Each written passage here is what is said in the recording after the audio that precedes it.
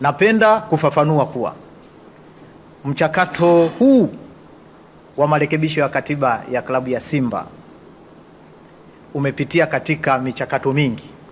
Kwanza uchambuzi, una tathmini na uidhinishaji wa marekebisho ya katiba. Sasa haya yote yalikuwa yameshafanyika.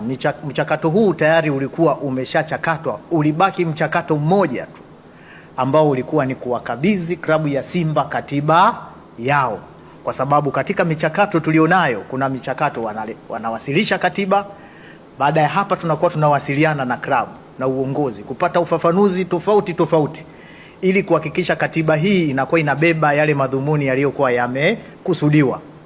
Kwa hiyo katika mchakato huo, mchakato wa mwisho kabisa ni wa kukabidhi katiba, ambao unapokabidhi katiba hiyo unahakikisha kwanza uongozi wa klabu ya Simba una sign, unakubali kwamba haya ndio marekebisho sahihi na yamebeba yale maudhui waliokusudia kwenye fomu maalum ambayo wana sign, ambayo tayari sasa kupitia maelekezo hayo ya Mheshimiwa Waziri, ofisi ya msajili imeshakamilisha hatua hiyo ya mwisho ya kukabidhi katiba na kupokelewa rasmi, ambayo katiba imeidhinishwa. Kwa hiyo katiba ya klabu ya Simba imeshakabidhiwa kwenye uongozi wa klabu ya Simba.